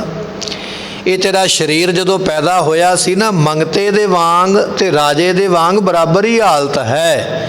ਜਨਮ ਦੋਨਾਂ ਨੂੰ ਮਾਤਾ ਦੀ ਕੁੱਖ ਵਿੱਚੋਂ ਹੀ ਮਿਲਿਆ, ਜੰਮੇ ਦੋਵੇਂ ਹੀ ਮਾਤਾ ਦੇ ਪੇਟ ਵਿੱਚੋਂ। ਤੇ ਜੰਮੇ ਕਿਵੇਂ ਨੇ? ਜਬ 10 ਮਾਸ, ਮਾਸ ਨਾਮ ਗੁਰਮੁਖੋ ਮਹੀਨੇ ਦਾ, 10 ਮਹੀਨੇ ਮਾਤਾ ਦੇ ਗਰਭ ਦੇ ਵਿੱਚ ਰਿਹਾ, ਪੇਟ ਦੇ ਵਿੱਚ ਰਿਹਾ। ਰਿਹਾ ਕਿਵੇਂ ਹੈ? ਉਰਦ ਮੁਖ ਰਹਤਾ, ਸਿਰ ਥੱਲੇ ਹੈ, ਪੈਰ ਉੱਪਰ ਨੇ, ਪੁੱਠਾ ਲਟਕਿਆ 10 ਮਹੀਨੇ। ਇਹ ਨਹੀਂ ਵੀ ਇਕੱਲੇ ਭਿਖਾਰੀ ਨੂੰ ਜਨਮ ਇਸ ਤਰ੍ਹਾਂ ਮਿਲਿਆ, ਰਾਜਿਆਂ ਨੂੰ ਵੀ ਇਸੇ ਤਰ੍ਹਾਂ ਹੀ ਮਿਲਿਆ ਹੈ। ਅੱਜ ਤੇ ਮਾਨ ਕਰਦਾ ਵੀ ਮੇਰੇ ਕੋਲ ਮਾਇਆ ਬੜੀ ਹੈ, ਮੇਰੇ ਕੋਲ ਧਨ ਬੜਾ ਹੈ, ਮੈਂ ਮਰਜ਼ੀ ਦੇ ਨਾਲ ਜੋ ਮਰਜ਼ੀ ਕਰਾਂ। ਪਰ ਜਨਮ ਲੈਣ ਵੇਲੇ ਭਾਵੇਂ ਤੂੰ ਕਿੰਨਾ ਵੀ ਅਮੀਰ ਹੈ, ਤੇਰਾ ਮਾਂ-ਬਾਪ ਕਿੰਨਾ ਵੀ ਅਮੀਰ ਸੀ, ਭਾਵੇਂ ਤੂੰ ਰਾਜਾ ਮਹਾਰਾਜਾ ਵੀ ਕਿਉਂ ਨਾ ਹੋਵੇ, ਜਨਮ ਵੇਲੇ ਤੈਨੂੰ 10 ਮਹੀਨੇ ਪੁੱਠਾ ਲਟਕਾਇਆ ਗਿਆ। ਐਸਾ ਤੈਨੂੰ ਤਸੀਹਾ ਮਿਲਿਆ, ਦੁੱਖ ਮਿਲਿਆ। ਸਤਿਗੁਰੂ ਪਾਤਸ਼ਾਹ ਕਹਿਣ ਲੱਗੇ, ਜਬ 10 ਮਾਸ ਉਰਦ ਮੁਖ ਰਹਤਾ, ਮਾਤਾ ਦੇ ਗਰਭ ਦੇ ਵਿੱਚ 10 ਮਹੀਨੇ ਪੁੱਠਾ ਲਟਕਿਆ। ਉੱਥੇ ਫਿਰ ਬੜੀ ਤਰਲੇ ਕੀਤੇ, ਮਿੰਨਤਾਂ ਕੀਤੀਆਂ, ਪਰਮਾਤਮਾ ਮੈਨੂੰ ਜਨਮ ਦੇ, ਮੈਨੂੰ ਦੁਨੀਆ ਵਿੱਚ ਲੈ ਕੇ ਆ, ਮੈਂ ਤੇਰਾ ਸ਼ੁਕਰਗੁਜ਼ਾਰ ਕਰਾਂਗਾ, ਤੇਰਾ ਧੰਨਵਾਦ ਕਰਾਂਗਾ, ਤੇਰਾ ਨਾਮ ਜਪਾਂਗਾ। ਬੜੇ ਵਾਅਦੇ ਕਰਦਾ ਹੈ। ਤੇ ਜਦੋਂ ਦੁਨੀਆ ਤੇ ਆ ਗਿਆ, 100 ਦਿਨ ਕੈਸੇ ਭੁੱਲਿਆ। ਫਿਰ ਉਹ ਦਿਨ ਤੂੰ ਭੁੱਲ ਕਿਵੇਂ ਗਿਆ? ਜਿਹੜੇ ਇਕਰਾਰ ਕੀਤੇ ਸਨ ਵੀ ਮੈਨੂੰ ਜਨਮ ਦੇ, ਪੁੱਠਾ ਲਟਕਣ ਤੋਂ ਬਚਾ ਮੈਨੂੰ, ਬੜੀ ਭਾਰੀ ਇੱਥੇ ਜਠਰਾ ਅਗਨੀ ਦਾ ਮੈਨੂੰ ਸੇਕ ਪੈਂਦਾ ਪਿਆ, ਰੱਬਾ ਮੈਂ ਤੇਰਾ ਨਾਮ ਜਪਾਂਗਾ, ਦੁਨੀਆ ਤੇ ਆ ਕੇ ਤੇਰਾ ਧੰਨਵਾਦ ਸ਼ੁਕਰਾਨਾ ਕਰਾਂਗਾ। ਰੱਬ ਤੇ ਲੈ ਆਇਆ ਦੁਨੀਆ ਤੇ, ਚੱਲ ਠੀਕ ਹੈ, ਪਰ 100 ਦਿਨ ਕੈਸੇ ਭੁੱਲਿਆ? ਦੁਨੀਆ ਤੇ ਆ ਕੇ ਭੁੱਲ ਗਿਆ ਉਹ ਕਿਹੜਾ ਰੱਬ? ਮੈਂ ਆਪਣੇ ਆਪ ਦਾ ਖੁਦ ਹੀ ਰੱਬ ਹਾਂ, ਕਿਹੜਾ ਨਾਮ ਮੇਰੇ ਕੋਲੋਂ ਨਹੀਂ ਜਪਿਆ ਜਾਂਦਾ, ਮੇਰੇ ਕੋਲ ਸਮਾਂ ਹੀ ਨਹੀਂ ਹੈ ਇਸ ਵੇਲੇ। ਪਾਤਸ਼ਾਹ ਕਹਿਣ ਲੱਗੇ, ਆਪਣੇ ਕਰਾਰ ਤੋਂ ਝੱਟ ਹੀ ਭੁੱਲ ਗਿਆ, ਮੁੱਕਰ ਗਿਆ ਆਪਣੇ ਬਚਨ ਤੋਂ। ਜਿਹੜਾ ਮੁੱਕਰ ਜਾਵੇ, ਭੁੱਲ ਜਾਵੇ, ਉਹ ਬਚਨ ਦਾ ਕੱਚਾ ਹੈ ਨਾ। ਤੇ ਕੱਚੇ ਵਿਅਕਤੀ ਨੂੰ ਲੋਕ ਪਰਲੋਕ ਵਿੱਚ ਜਗ੍ਹਾ ਕੋਈ ਨਹੀਂ ਹੈ। ਪਾਤਸ਼ਾਹ ਕਹਿਣ ਲੱਗੇ, 100 ਦਿਨ ਕੈਸੇ ਭੁੱਲਿਆ?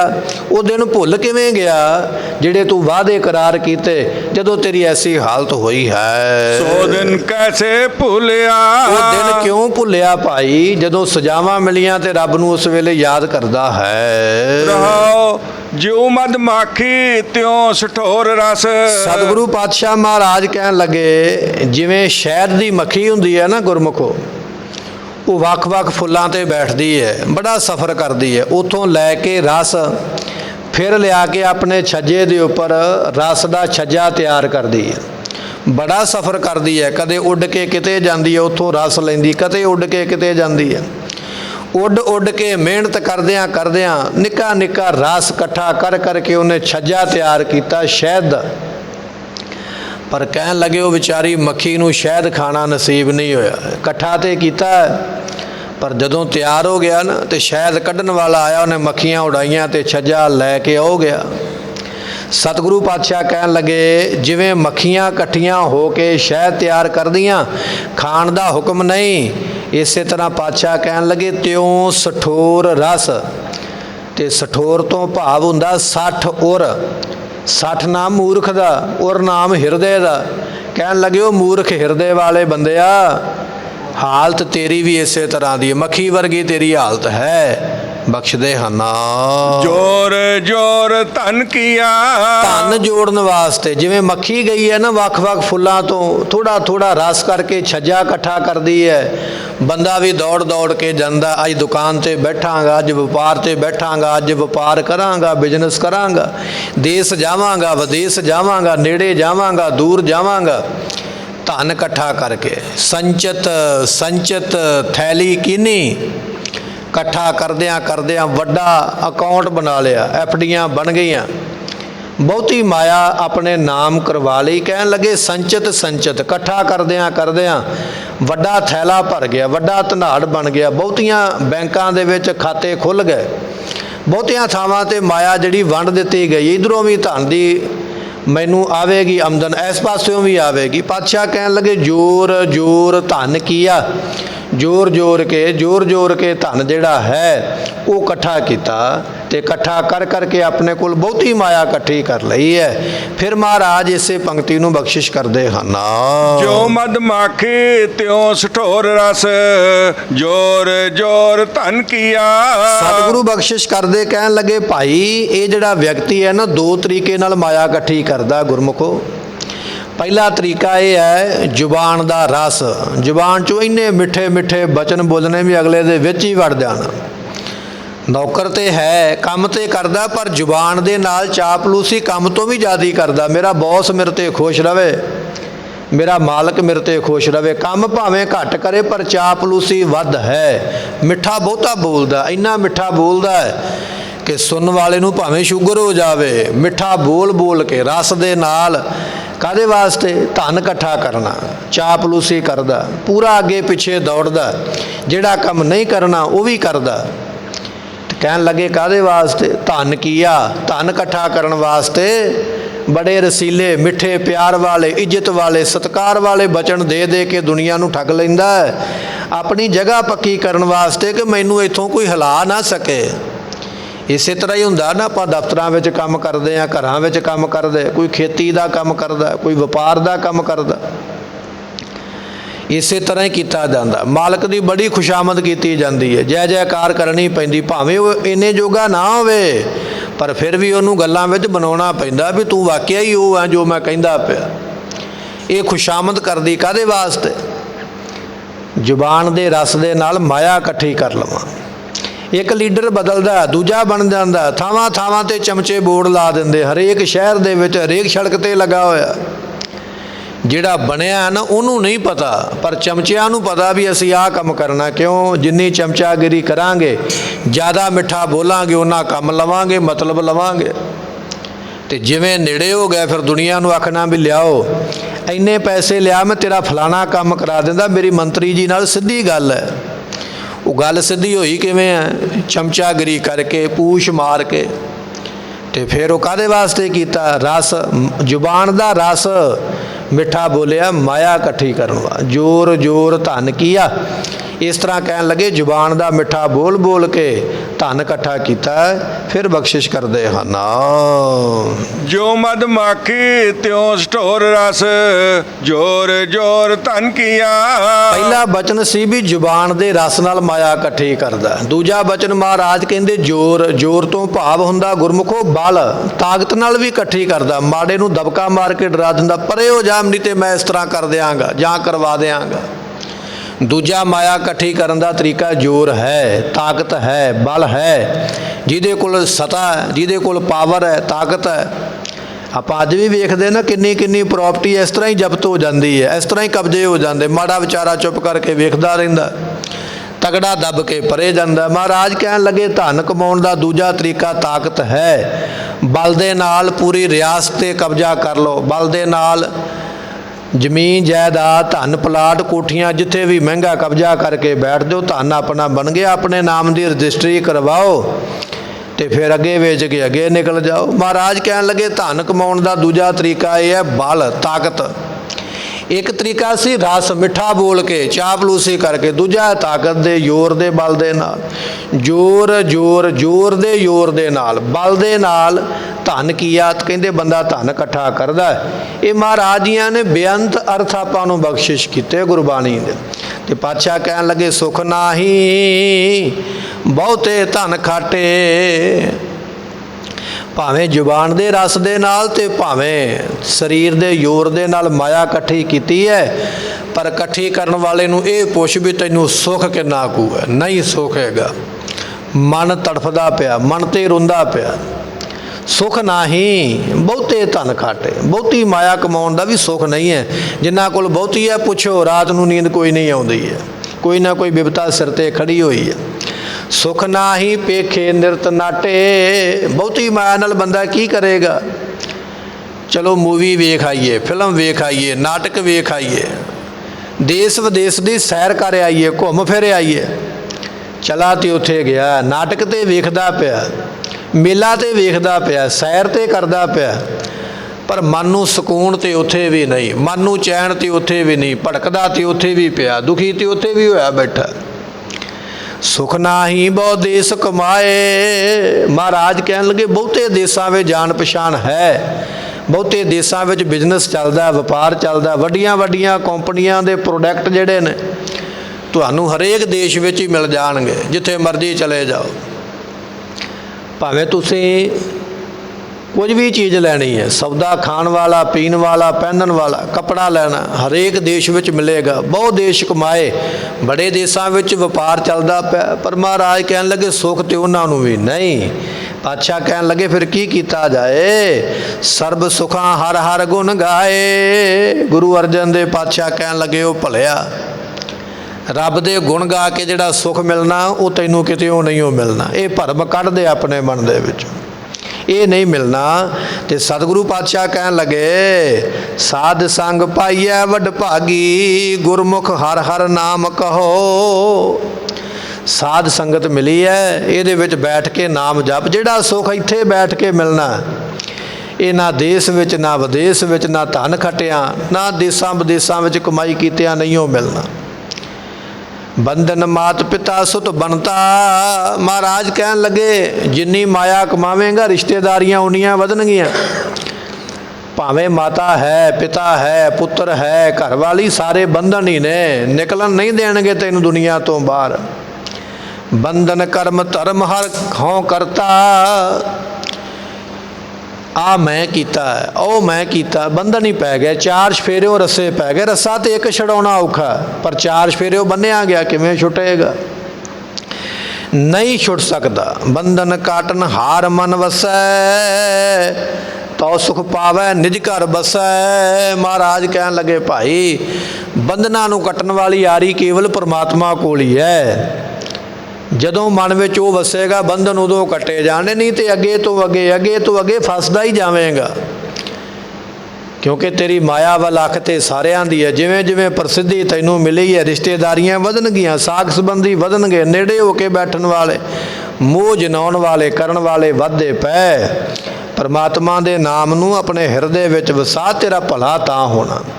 ਤੇ ਸਤਿਗੁਰੂ ਪਾਤਸ਼ਾਹ ਕਹਿਣ ਲੱਗੇ ਮਾਇਆ ਇਸ ਤਰ੍ਹਾਂ ਇਕੱਠੀ ਹੁੰਦੀ ਹੈ, ਜਾਂ ਜ਼ੁਬਾਨ ਦੇ ਰਸ ਦੇ ਨਾਲ, ਜਾਂ ਸਰੀਰ ਦੇ ਬਲ ਦੇ ਨਾਲ, ਪਰ ਦੋਵੇਂ ਕਰਮ ਕਰਕੇ ਇਕੱਠੀ ਕੀਤੀ ਹੈ। ਤੇ ਸਤਿਗੁਰੂ ਕਹਿਣ ਲੱਗੇ ਉਹ ਬੰਦਾ ਸਠੋਰ ਹੈ। 60 ਔਰ ਹਿਰਦੇ ਦਾ ਮੂਰਖ ਹੀ ਸਮਝ ਲਾ, ਉਹਨੂੰ ਸਿਆਣਾ ਨਾ ਸਮਝ। ਹਿਰਦੇ ਕਰਕੇ ਮੂਰਖ ਹੈ ਜਿਹੜਾ ਐਸੇ ਕਰਮ ਵਿੱਚ ਲੱਗਾ ਹੋਇਆ ਹੈ। ਮਰਤੀ ਬਾਰ ਲਿਹੋ ਲਿਹੋ ਕਰੀਐ। ਸਤਿਗੁਰੂ ਪਾਤਸ਼ਾਹ ਕਹਿਣ ਲੱਗੇ ਜਿਵੇਂ ਮੱਖੀਆਂ ਨੇ ਸ਼ਹਿਦ ਇਕੱਠਾ ਕੀਤਾ ਪਰ ਖਾ ਨਹੀਂ ਸਕੀਆਂ, ਬੰਦੇ ਨੇ ਵੀ ਇਸੇ ਤਰ੍ਹਾਂ ਜ਼ੁਬਾਨ ਦੇ ਰਸ ਦੇ ਨਾਲ ਮਾਇਆ ਇਕੱਠੀ ਕੀਤੀ, ਸਰੀਰ ਦੇ ਬਲ ਦੇ ਨਾਲ ਇਕੱਠੀ ਕੀਤੀ। ਮਰਤੀ ਬਾਰ, ਜਦੋਂ ਮਰਨ ਦਾ ਵੇਲਾ ਆ ਗਿਆ ਨਾ ਤੇ ਸਾਹ ਅੜਨ ਲੱਗ ਪਏ, ਅੱਖਾਂ ਪੁੱਠੀਆਂ ਸਿੱਧੀਆਂ ਹੋ ਗਈਆਂ, ਤਾਂ ਨੂੰ ਚੜ੍ਹਨ ਲੱਗ ਪਈਆਂ, ਤੇ ਪਤਾ ਲੱਗ ਗਿਆ ਵੀ ਹੁਣ ਇਹਦਾ ਡੀ ਐਂਡ ਆ ਗਿਆ, ਹੁਣ ਖਤਮ ਹੋ ਗਈ ਕਹਾਣੀ, ਹੁਣ ਮਰ ਚੱਲਿਆ।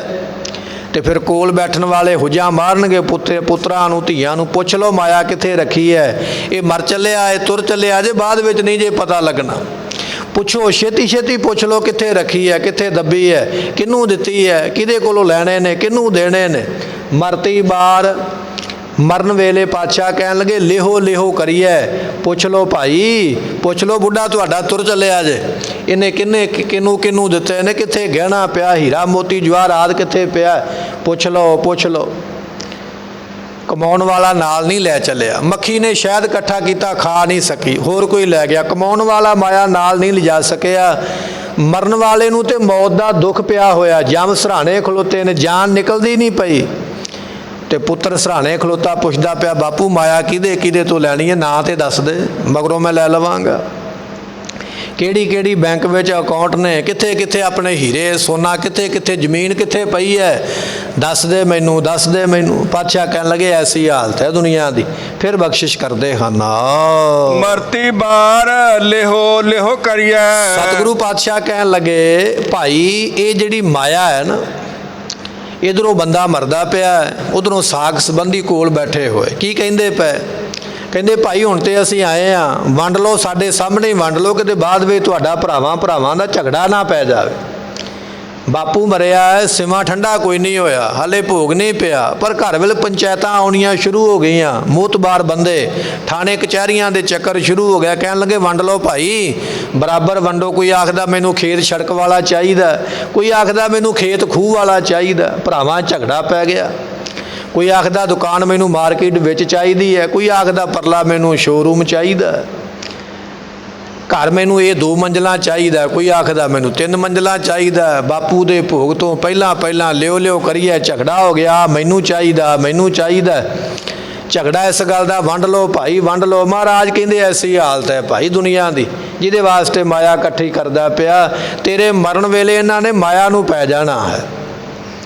ਸਤਿਗੁਰੂ ਪਾਤਸ਼ਾਹ ਧੰਨ ਗੁਰੂ ਗੋਬਿੰਦ ਸਿੰਘ ਮਹਾਰਾਜ ਕਹਿਣ ਲੱਗੇ, ਕਹਿੰਦੇ ਭਾਈ ਭੌਣ ਭੰਡਾਰ ਧਰਾ ਗੜ ਜੇਤਕ, ਤਿਆਗਤ ਪ੍ਰਾਨ ਬਗਾਨ ਕਹੈ ਹੈ। ਭਾਵੇਂ ਤੂੰ ਕਿਲੇ ਬਣਾਏ ਨੇ, ਜ਼ਮੀਨਾਂ ਬਣਾਈਆਂ ਨੇ, ਪ੍ਰਾਪਰਟੀਆਂ ਬਣਾ ਲਈਆਂ ਨੇ, ਧਨ ਇਕੱਠਾ ਕਰ ਲਿਆ, ਪਰ ਉਹਨਾਂ ਚਿਰ ਤੇਰੇ ਨਾਮ ਬੋਲਦਾ ਪਿਆ ਜਿੰਨਾ ਚਿਰ ਤੂੰ ਜਿਉਂਦਾ ਪਿਆ। ਮਰਨ ਦੀ ਢੇਰ ਨਹੀਂ, ਇਹ ਸਭ ਕੁਝ ਕਿਸੇ ਹੋਰ ਦੇ ਨਾਮ ਆਪਣੇ ਆਪ ਹੀ ਚਲੇ ਜਾਣਾ। ਤੇਰੀ ਮੌਤ ਦਾ ਸਰਟੀਫਿਕੇਟ ਡਿੱਗਦੇ ਪਏ, ਕਦੋਂ ਬਣੇ, ਕਦੋਂ ਸਾਡੇ ਹੱਥ ਵਿੱਚ ਆਵੇ, ਤੇ ਛੇਤੀ ਨਾਲ ਮੇਰੇ ਕੋਲ ਆ ਜਾਵੇ, ਦੂਜਾ ਭਾਈ ਨਾ ਕਿਤੇ ਕੁਝ ਵਿੱਚੋਂ ਲੈ ਜਾਵੇ। ਸਤਿਗੁਰੂ ਪਾਤਸ਼ਾਹ ਕਹਿੰਦੇ ਐਸੀ ਹਾਲਤ ਹੈ, ਮਰਤੀ ਬਾਰ ਲਿਹੋ ਲਿਹੋ ਕਰੀਐ, ਮਰਨ ਵੇਲੇ ਵੰਡ ਲਓ ਆਪਸ ਵਿੱਚ। ਇਸ ਤਰ੍ਹਾਂ ਕਹਿੰਦੇ ਬਖਸ਼ਦੇ ਹਨ। ਪੂਤ ਰਹਿਣ ਕਿਉਂ ਦਿਆ।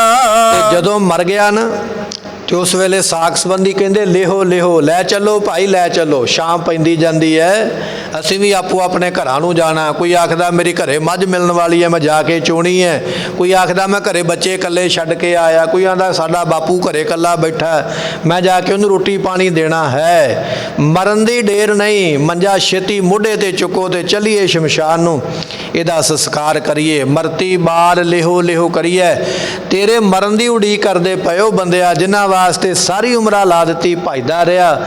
ਰੋਟੀ ਖਾਣ ਵੇਲੇ ਰੋਟੀ ਨਹੀਂ ਖਾਧੀ, ਪਾਣੀ ਪੀਣ ਵੇਲੇ ਪਾਣੀ ਨਹੀਂ ਪੀਤਾ। ਆ ਵੀ ਕਮਾਈ ਕਰ ਲਵਾਂ, ਆ ਵੀ ਮਿਹਨਤ ਕਰ ਲਵਾਂ, ਪੁੱਤਰਾਂ ਵਾਸਤੇ ਧੀਆਂ ਵਾਸਤੇ ਜੋੜ ਲਵਾਂ।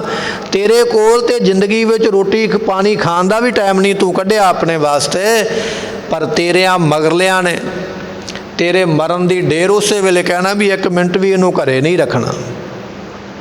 ਤੇ ਹਾਲਤ ਕਿਸ ਤਰ੍ਹਾਂ ਦੀ ਹੈ, ਮਗਰਲੇ ਬੱਚੇ ਪਰਿਵਾਰ ਜਿਹੜਾ ਨਾ ਉਹ ਮਗਰੋਂ ਕਿਰਿਆ ਕਰਾਉਣ ਨੂੰ ਵੀ ਤਿਆਰ ਨਹੀਂ ਹੈ। ਖੰਡ ਪਾਠ ਕਰਾਵਾਂਗੇ 3 ਦਿਨ ਲੱਗ ਜਾਣਗੇ, ਖਰਚਾ ਵੀ ਹੋਵੇਗਾ, ਲੋਕਾਂ ਨੂੰ ਸੰਭਾਲਣਾ ਪਵੇਗਾ। ਸਹਿਜ ਪਾਠ ਕਰਾਵਾਂਗੇ ਤੇ 7-8 ਦਿਨ ਲੱਗ ਜਾਣਗੇ, ਹੋਰ ਕੰਮ ਲੰਮਾ ਹੋ ਜਾਏਗਾ। ਇੰਨੇ ਲੋਕਾਂ ਨੂੰ ਚਾਹ ਕੌਣ ਬੁਲਾ ਕੇ ਪਿਆਵੇ।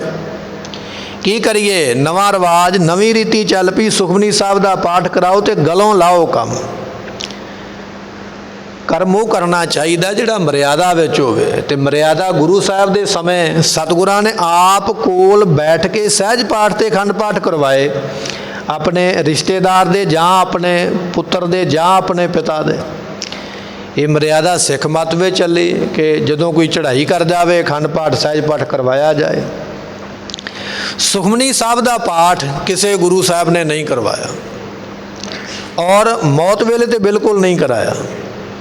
ਪਰ ਸਾਡੇ ਕੋਲ ਸਮਾਂ ਨਹੀਂ, 1 ਘੰਟਾ ਮਸਾਂ ਸਮਾਂ ਕੱਢਿਆ, ਚਾਹ ਪਾਣੀ ਬਣਿਆ ਬਣਾਇਆ ਪਿਆਇਆ ਤੇ ਕੰਮ ਵਿਹਲਾ ਹੋ ਗਿਆ। ਔਰ ਸਾਡੇ ਜਿਹੜੇ ਗ੍ਰੰਥੀ ਸਿੰਘ ਨੇ, ਪਾਠੀ ਸਿੰਘ ਨੇ, ਉਹਨਾਂ ਵਿੱਚ ਵੀ ਢਲਿਆਈ ਹੈ। ਸੁਖਮਨੀ ਸਾਹਿਬ ਦਾ 1-2 ਘੰਟੇ ਦਾ ਪ੍ਰੋਗਰਾਮ ਹੈ, ਮੇਰੀ ਜੇਬ ਭਰੀ ਹੋ ਜਾਣੀ ਹੈ। 2 ਘੰਟੇ ਦੇ ਕੰਮ ਵਿੱਚ ਮੇਰੀ ਆਮਦਨ ਆ ਗਈ ਹੈ। ਮੈਨੂੰ ਕੀ ਲੋੜ ਹੈ 3 ਦਿਨ ਜ਼ਿੰਮੇਵਾਰੀ ਚੁੱਕਣ ਦੀ, ਕੀ ਲੋੜ ਹੈ 7 ਦਿਨ ਜ਼ਿੰਮੇਵਾਰੀ ਚੁੱਕ ਕੇ ਭੱਜਾ ਫਿਰਾਂ। 7 ਦਿਨ ਪਾਠ ਕਰਨਾ ਪੈਣਾ, ਬੰਨਾ ਫਿਰ ਵੀ ਉਹੀ ਕੁਝ ਹੈ। 3 ਦਿਨ ਜ਼ਿੰਮੇਵਾਰੀ ਚੁੱਕਣੀ ਹੈ, ਬੰਨਾ ਫਿਰ ਵੀ ਉਹੀ ਕੁਝ ਹੈ। ਜਿਹੜਾ ਮੈਨੂੰ ਘੰਟੇ 'ਚ ਬਣਦਾ ਪਿਆ ਮੇਰਾ ਕੰਮ ਠੀਕ ਹੈ। ਮਰਿਆਦਾ ਨੂੰ ਕੋਈ ਨਹੀਂ ਚਾਹੁੰਦਾ, ਨਾ ਪਾਠ ਕਰਨ ਵਾਲਾ ਨਾ ਪਾਠ ਸੁਣਨ ਵਾਲਾ। ਐਸੀ ਹਾਲਤ ਹੈ ਦੁਨੀਆ ਦੀ, ਜਿਹਦੇ ਵਾਸਤੇ ਸਾਰੀ ਉਮਰਾਂ ਭੱਜਿਆ। ਮਰਨ ਦੀ ਢੇਰ ਹੈ, ਕਹਿੰਦੇ ਚੱਕ ਲਓ ਛੇਤੀ ਬਾਪੂ ਮੋਢਿਆਂ 'ਤੇ ਚੱਲੀਏ, ਲਿਓ ਲਿਓ ਕਰੀਏ, ਲੈ ਲਓ ਲੈ ਲਓ। ਭੂਤ ਰਹਿਣ ਕਿਉਂ ਦੀਆ, ਇਸ ਭੂਤ ਨੂੰ ਹੁਣ ਕਿਉਂ ਘਰੇ ਰੱਖਣਾ ਹੈ, ਛੇਤੀ ਇਹਦਾ ਸੰਸਕਾਰ ਕਰਨਾ ਕਰੋ। ਦੇਹਰੀ ਲਓ ਬਰੀ ਨਾਰ ਸੰਗ ਭਈ। ਸਤਿਗੁਰੂ ਪਾਤਸ਼ਾਹ ਕਹਿਣ ਲੱਗੇ ਸਾਡੇ ਪੰਜਾਬ ਦੇ ਵਿੱਚ ਕੀ ਹੁੰਦਾ, ਕੋਈ ਬੰਦਾ ਚੜ੍ਹਾਈ ਕਰ ਜਾਵੇ, ਬੀਬੀਆਂ ਮਾਤਾਵਾਂ ਭੈਣਾਂ ਸ਼ਮਸ਼ਾਨ ਤੱਕ ਨਾਲ ਚਲੇ ਜਾਂਦੀਆਂ। ਪਰ ਸਾਰੇ ਹਿੰਦੁਸਤਾਨ ਵਿੱਚ ਇਸ ਤਰ੍ਹਾਂ ਨਹੀਂ ਹੈ। ਪੂਰਬ ਦੇ ਵਾਲੇ ਪਾਸੇ ਜਾਈਏ ਨਾ, ਔਰਤਾਂ ਨੂੰ ਘਰੋਂ ਬਾਹਰ ਜਾਣ ਦਾ ਹੁਕਮ ਨਹੀਂ ਹੈ, ਸ਼ਮਸ਼ਾਨ ਤੱਕ ਔਰਤ ਨਹੀਂ ਜਾਏਗੀ। ਮਹਾਰਾਜ ਕਹਿਣ ਲੱਗੇ ਦੇਹੁਰੀ ਲਓ ਬਰੀ ਨਾਰ। ਜਿਹੜੀ ਨਾਰ ਇਸਤਰੀ ਹੈ ਨਾ, ਘਰ ਵਾਲੀ ਜਨਾਨੀ ਪਤਨੀ, ਬਰੀ ਕਹੀਏ ਜਿਹੜੀ ਵਰ ਕੇ ਲਿਆਂਦੀ ਹੈ, ਵਿਆਹ ਕੇ ਲਿਆਂਦੀ ਹੈ, ਕਿੱਥੋਂ ਤੱਕ ਨਾਲ ਗਈ ਹੈ, ਦੇਹੁਰੀ ਲਓ ਦਰਵਾਜ਼ੇ ਦੀ ਦਹਲੀਜ਼ ਤੱਕ ਰੋਂਦੀ ਰੋਂਦੀ ਗਈ ਹੈ।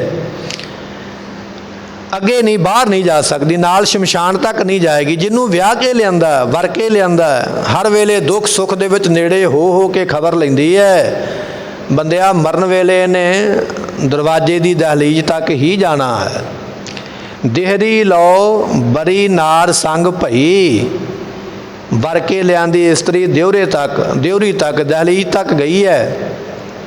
ਤੇ ਪਾਤਸ਼ਾਹ ਕਹਿਣ ਲੱਗੇ ਆਗੇ ਸੱਜਣ ਸੁਹੇਲੇ। ਦਰਵਾਜ਼ੇ ਤੋਂ ਅੱਗੇ ਸ਼ਮਸ਼ਾਨ ਤੱਕ ਗਏ ਮਿੱਤਰ ਨਾਲ। ਸੁਹੇਲੇ ਤੋਂ ਭਾਵ ਸੁਖ ਦੇਣ ਵਾਲੇ, ਸੁਖਦਾਇਕ ਜਿਹੜੇ ਮਿੱਤਰ ਸਨ ਉਹ ਗਏ ਸ਼ਮਸ਼ਾਨ ਤੱਕ, ਪਰ ਗਏ ਉਹ ਵੀ ਸ਼ਮਸ਼ਾਨ ਤੱਕ, ਅੱਗੇ ਉਹ ਵੀ ਨਹੀਂ ਗਏ। ਦੇਹੁਰੀ ਬੈਠੀ ਮਾਤਾ ਰੋਵੇ ਖਟਿਆ ਲੈ ਗਏ ਭਾਈ। ਲੱਟ ਛਟਕਾਏ ਤ੍ਰਿਆ ਰੋਵੇ ਹੰਸ ਅਕੇਲਾ ਜਾਈ। ਬਾਣੀ ਦਾ ਬਚਨ ਹੈ ਦੇਹੁਰੀ ਬੈਠੀ ਮਾਤਾ ਰੋਵੇ, ਪੁੱਤਰ ਮਰ ਗਿਆ, ਮਾਂ ਦਰਵਾਜ਼ੇ ਦੀ ਦਹਲੀਜ਼ ਵਿੱਚ ਬੈਠ ਕੇ ਰੋਂਦੀ ਹੈ। ਖਟਿਆ ਲੈ ਗਏ ਭਾਈ। ਭਰਾਵਾਂ ਨੇ ਆਖਿਆ ਮਾਤਾ ਪਰੇ ਹੋ, ਸਾਨੂੰ ਚੁੱਕਣ ਦੇ, ਅਸੀਂ ਸੰਸਕਾਰ ਕਰਨਾ। ਚੁੱਕ ਕੇ ਤੁਰ ਪਏ। ਲੱਟ ਛਟਕਾਏ ਤ੍ਰਿਆ ਰੋਵੇ। ਘਰ ਵਾਲੀ ਨੇ ਸਿਰ ਦੇ ਵਾਲ ਖੋਲ ਲਏ, ਰੋਂਦੀ ਪਈ ਹੈ ਵਾਲ ਖੋਲ ਖੋਲ ਕੇ। ਆਗੇ ਹੰਸ ਅਕੇਲਾ ਜਾਈ। ਸ਼ਮਸ਼ਾਨ ਨੂੰ ਕੱਲਾ, ਤੇ ਸ਼ਮਸ਼ਾਨ ਤੋਂ ਗਾਂ ਤੇ ਫਿਰ ਹੈ ਹੀ ਕੱਲਾ। ਐਸੀ ਹਾਲਤ ਬਣ ਗਈ ਹੈ। ਆਗੇ ਸੱਜਣ ਸੁਹੇਲਾ। ਅੱਗੇ ਜਿਹੜੇ ਸੁਖਦਾਈ ਸੱਜਣ ਇਹਦੇ ਨਾਲ ਜਾਂਦੇ ਹਨ ਉਹ ਵੀ ਸ਼ਮਸ਼ਾਨ ਤੱਕ ਨਾਲ ਜਾਂਦੇ ਹਨ। ਮਰ ਘਟ ਲਓ ਸਭ ਲੋ ਕੁਟੰਬ ਭਇਓ। ਸਤਿਗੁਰੂ ਪਾਤਸ਼ਾਹ ਕਹਿਣ ਲੱਗੇ ਮਰ ਘਟ ਨਾਮ ਗੁਰਮੁਖੋ ਸ਼ਮਸ਼ਾਨ ਘਾਟ ਦਾ। ਭਾਵੇਂ ਕਬਰਸਤਾਨ ਕਹਿ ਲਵੋ ਤੇ ਭਾਵੇਂ ਸ਼ਮਸ਼ਾਨ ਘਾਟ, ਜਿੱਥੇ ਮੁਰਦੇ ਦਾ ਜਾ ਕੇ ਅੰਤਮ ਕਿਰਿਆ ਕਰਮ ਹੋਣਾ। ਕਹਿਣ ਲੱਗੇ ਮਰ ਘਟ ਲਓ ਸ਼ਮਸ਼ਾਨ ਤੱਕ ਸਭ ਲੋਕ ਨਾਲ ਗਏ, ਰਿਸ਼ਤੇਦਾਰ ਕੁੜਮ ਪੋਤਰੇ ਦੋਤਰੇ ਪਰਿਵਾਰ, ਅਗਲੇ ਪਿਛਲੇ ਅੰਗਲੀ ਸੰਗਲੀ ਜਿਹੜੇ ਕਦੇ ਨਹੀਂ ਆਏ ਉਹ ਵੀ ਆ ਗਏ ਢਿੱਲਾ ਜਿਹਾ ਮੂੰਹ ਕਰਕੇ। ਪਰ ਗਏ ਕਿੱਥੋਂ ਤੱਕ? ਕਹਿਣ ਲੱਗੇ ਸ਼ਮਸ਼ਾਨ ਤੱਕ ਹੀ ਗਏ ਭਾਈ। ਇਹ ਜਿੰਨੇ ਕੁਟੰਬ ਪਰਿਵਾਰ ਦੇ ਮੈਂਬਰ ਔਰ ਜਿੰਨੇ ਨਾਲ ਲੋਕ ਸਾਗ ਸੰਬੰਧੀ, ਪੁੱਤਰਾਂ ਦੇ ਸਹੁਰੇ ਆ ਗਏ, ਗਾਂ ਉਹਨਾਂ ਦੇ ਸਾਲੇ ਭਣਵਈਏ, ਗਾਂ ਦੀ ਗਾਂ ਰਿਸ਼ਤੇਦਾਰੀਆਂ, ਕੁਟੰਬ ਪਰਿਵਾਰ ਦੇ ਮੈਂਬਰ ਕਹਿੰਦੇ ਇਸ ਤਰ੍ਹਾਂ ਇਕੱਠੇ ਹੋ ਗਏ ਹਨ। ਆ ਗਏ ਹੰਸ ਅਕੇਲਾ। ਪਰ ਇਹ ਸਾਰੇ ਸ਼ਮਸ਼ਾਨ ਤੱਕ ਹੀ ਗਏ। ਕਿਸੇ ਨੇ ਆਖਿਆ ਵੀ ਮੈਨੂੰ ਵੀ ਮੁਰਦੇ ਦੇ ਨਾਲ ਹੀ ਲੰਮਾ ਪਾਓ, ਮੈਂ ਵੀ ਨਾਲ ਜਾਣਾ। ਕੋਈ ਨਹੀਂ, ਲੱਕੜਾਂ ਨੂੰ ਅੱਗ ਲੱਗਣ ਦੀ ਢੇਰ ਨਹੀਂ, ਸਾਰੇ ਪਿੱਛੇ ਨੂੰ ਹਟੇ, ਸੇਕ ਲੱਗਦਾ ਪਿਆ। ਕਹਿਣ ਲੱਗੇ ਉਹ ਬੰਦਿਆ ਜਿਨ੍ਹਾਂ ਵਾਸਤੇ ਭੱਜਿਆ, ਇੱਥੋਂ ਗਾਂ ਇਕੱਲੇ ਨੇ ਜਾਣਾ, ਸ਼ਮਸ਼ਾਨ ਤੋਂ ਗਾਂ ਕਿਸੇ ਨੇ ਤੇਰੀ ਮਦਦ ਨਹੀਂ ਕਰਨੀ ਹੈ। ਕਹਿਤ ਕਬੀਰ ਸੁਨੋ ਰੇ ਪ੍ਰਾਣੀ ਪਰੇ ਕਾਲ ਗ੍ਰਸ ਕੁਆ। ਕਬੀਰ ਸਾਹਿਬ ਜੀ ਕਹਿਣ ਲੱਗੇ ਉਹ ਪ੍ਰਾਣਾ ਧਾਰੀ ਜੀਵ ਬਚਨ ਸੁਣ। ਇਹ ਜਿਹੜੇ ਜੀਵ ਨੇ ਪਰੇ ਪਏ ਹੋਏ ਨੇ, ਇਹ ਕਾਲ ਦਾ ਖੂਹ ਹੀ ਹੈ ਸੰਸਾਰ। ਇਹ ਸੰਸਾਰ ਰੂਪੀ ਕਾਲ ਦੇ ਖੂਹ ਵਿੱਚ ਪਏ ਹੋਏ ਇਹ ਜੀਵ ਜਿਹੜੇ ਨੇ, ਜਾਂ ਇਸ ਤਰ੍ਹਾਂ ਕਹਿ ਲਈਏ ਨਰਕਾਂ ਰੂਪੀ ਖੂਹ ਦੇ ਵਿੱਚ ਇਹ ਜੀਵ ਪੈਂਦੇ, ਜਿਸ ਤਰ੍ਹਾਂ ਦੇ ਕਰਮ ਕਰਦਾ ਉਵੇਂ ਦੇ ਫਲ ਭੋਗਦਾ ਹੈ। ਝੂਠੀ ਮਾਇਆ ਆਪ ਬੰਧਾਇਆ ਜੋ ਨਲਨੀ ਭ੍ਰਮ ਸੁਆ। ਇਹ ਬੰਦਾ ਝੂਠੀ ਮਾਇਆ ਵਿੱਚ ਆਪਣੇ ਆਪ ਨੂੰ ਬਣਾ ਕੇ ਬੈਠਾ, ਸੋਚਦਾ ਇਹ ਹੈ ਮੈਂ ਮਾਇਆ ਨੂੰ ਬੱਧਾ ਹੋਇਆ। ਤੂੰ ਮਾਇਆ ਨੂੰ ਨਹੀਂ ਬੱਧਾ, ਮਾਇਆ ਤੈਨੂੰ ਬੰਨ੍ਹ ਕੇ ਬੈਠੀ ਹੈ। ਝੂਠੀ ਮਾਇਆ ਜਿਹੜੀ ਨਾਲ ਨਹੀਂ ਜਾਣ ਵਾਲੀ। ਤੇ ਬੱਧਾ ਕਿਵੇਂ ਹੋਇਆ ਹੈ? ਜਿਉਂ ਨਲਨੀ ਭ੍ਰਮ ਸੂਆ। ਸੂਆ ਨਾਮ ਗੁਰਮੁਖੋ ਤੋਤੇ ਦਾ। ਜਿਹੜਾ ਤੋਤਾ ਫੜਨ ਵਾਲਾ ਵਿਅਕਤੀ ਹੁੰਦਾ ਨਾ, ਉਹ ਵੱਡਾ ਸਾਰਾ ਇੱਕ ਪਾਣੀ ਦਾ ਟੱਬ ਲੈ ਕੇ ਤੇ ਉਹਦੇ ਉੱਪਰ ਇੱਕ ਤਕਲਾ ਰੱਖ ਦਿੰਦਾ ਘੁੰਮਣ ਵਾਲਾ, ਤੇ ਥੋੜੇ ਜਿਹੇ ਨਾਲ ਦਾਣੇ ਰੱਖ ਦਿੰਦਾ ਚੁਗਣ ਵਾਸਤੇ, ਜਾਂ ਕੋਈ ਖਾਣ ਵਾਲਾ ਫਲ ਰੱਖ ਦਿੰਦਾ। ਹੁਣ ਤੋਤੇ ਨੇ ਦੂਰੋਂ ਵੇਖਿਆ ਵੀ ਇਹ ਫਲ ਪਿਆ ਮੈਂ ਖਾਵਾਂ, ਹੁਣ ਬੈਠੇਗਾ ਕਿੱਥੇ? ਉਹਨੇ ਬੈਠਣ ਦੀ ਪਹਿਲਾਂ ਜਗ੍ਹਾ ਵੇਖਣੀ ਹੈ। ਕੋਲ ਤਕਲਾ ਹੈ, ਤਕਲਾ ਬੱਧਾ ਹੋਇਆ ਘੁੰਮਣ ਵਾਲਾ। ਤੋਤਾ ਆ ਕੇ ਬੈਠਾ, ਤੋਤੇ ਦਾ ਭਾਰ ਪਿਆ, ਤਕਲਾ ਘੁੰਮ ਗਿਆ। ਹੁਣ ਥੱਲੜੇ ਬੰਨੇ ਪਾਣੀ ਦਾ ਟੱਬ ਭਰਿਆ ਹੋਇਆ। ਜਦੋਂ ਤੋਤਾ ਪੁੱਠਾ ਹੋਇਆ, ਅੱਖਾਂ ਹੋਈਆਂ ਪੁੱਠੀਆਂ, ਹੁਣ ਤੋਤੇ ਨੂੰ ਇਸ ਤਰ੍ਹਾਂ ਲੱਗਦਾ ਵੀ ਥੱਲੇ ਮੇਰੇ ਪਾਣੀ ਦਾ ਸਮੁੰਦਰ ਹੈ। ਉਹਨੂੰ ਪਾਣੀ ਦਾ ਟੱਬ ਨਹੀਂ ਦਿਸਿਆ, ਹੁਣ ਪਾਣੀ ਦਾ ਸਮੁੰਦਰ। ਜੇ ਮੈਂ ਪੈਰ ਛੱਡ ਦਿੱਤੇ ਤਕਲੇ ਦੇ ਨਾਲੋਂ ਤੇ ਮੈਂ ਡੁੱਬ ਜਾਵਾਂਗਾ, ਮਰ ਜਾਵਾਂਗਾ। ਥੱਲੇ ਪਾਣੀ ਵਿੱਚ ਨਾ ਡੁੱਬਾਂ, ਤਕਲਾ ਇਹਨੂੰ ਛੱਡਦਾ ਨਹੀਂ ਤੋਤਾ, ਆਪਣੇ ਪੈਰਾਂ ਦੀ ਪਕੜ ਵਿੱਚ ਚੰਗੀ ਤਰ੍ਹਾਂ ਘੁੱਟ ਲੈਂਦਾ। ਤੇ ਤੋਤਾ ਫੜਨ ਵਾਲਾ ਕੋਲ ਹੀ ਖਲੋਤਾ ਹੋਇਆ ਭੱਜਾ ਆਇਆ। ਉਹਨੂੰ ਪਤਾ ਵੀ ਉਹਨੇ ਤਕਲੇ ਨੂੰ ਛੱਡਣਾ ਨਹੀਂ। ਉਹਨੇ ਆ ਕੇ ਧੌਣ ਤੋਂ ਤੋਤਾ ਫੜਿਆ ਤੇ ਪਿੰਜਰੇ ਵਿੱਚ ਪਾ ਲਿਆ। ਮਹਾਰਾਜ ਕਹਿੰਦੇ ਹਾਲਤ ਬਿਲਕੁਲ ਤੇਰੀ ਇਸੇ ਤਰ੍ਹਾਂ ਦੀ ਹੈ।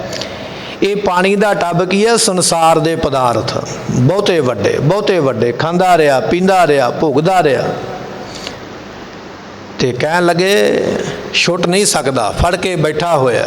ਪਰ ਇਸੇ ਤਰ੍ਹਾਂ ਜਮਾਂ ਨੇ ਆ ਕੇ ਤੈਨੂੰ ਪਕੜ ਲੈਣਾ ਤੇ ਸਾਰੀ ਉਮਰ ਕੈਦ ਨਰਕਾਂ ਵਿੱਚ ਲਿਜਾ ਕੇ ਸੁੱਟਣਗੇ, ਸਾਰੀ ਉਮਰ ਕੈਦ ਜਨਮਾਂ ਵਿੱਚ ਪਾਉਣਗੇ।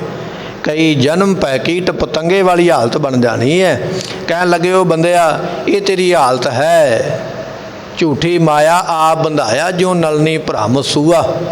ਜਿਵੇਂ ਤੋਤੇ ਨੇ ਆਪਣੇ ਆਪ ਨੂੰ ਬਣਾ ਲਿਆ, ਤੂੰ ਵੀ ਮਾਇਆ ਵਿੱਚ ਆਪਣੇ ਆਪ ਨੂੰ ਬਣਾ ਕੇ ਸੰਸਾਰ ਵਿੱਚ ਆ ਗਿਆ। ਸਮੇਂ ਦੀ ਸਮਾਪਤੀ, ਭੁੱਲਾਂ ਦੀ ਮੁਆਫੀ। ਬਚਨ ਗੁਰੂ ਕਾ ਹਿਰਦੇ ਵਸੇ, ਭੁੱਲਾਂ ਦਾਸ ਦੀਆਂ ਮਾਫ ਕਰਨੀਆਂ। ਦਿਓ ਸੱਜਣ ਅਸੀਸੜੀਆਂ, ਜੋ ਹੋਵੇ ਸਾਹਿਬ ਸਿਓ ਮੇਲ। ਕਹਿਤ ਕਬੀਰ ਸੁਨੋ ਰੇ ਪ੍ਰਾਣੀ, ਪਰੇ ਕਾਲ ਗ੍ਰਸ ਕੁਆ। ਝੂਠੀ ਮਾਇਆ ਆਪ ਬੰਧਾਇਆ, ਜਿਉ ਨਲਨੀ ਭ੍ਰਮ ਸੂਆ। ਵਾਹਿਗੁਰੂ ਜੀ ਕਾ ਖਾਲਸਾ, ਵਾਹਿਗੁਰੂ ਜੀ ਕੀ ਫਤਿਹ।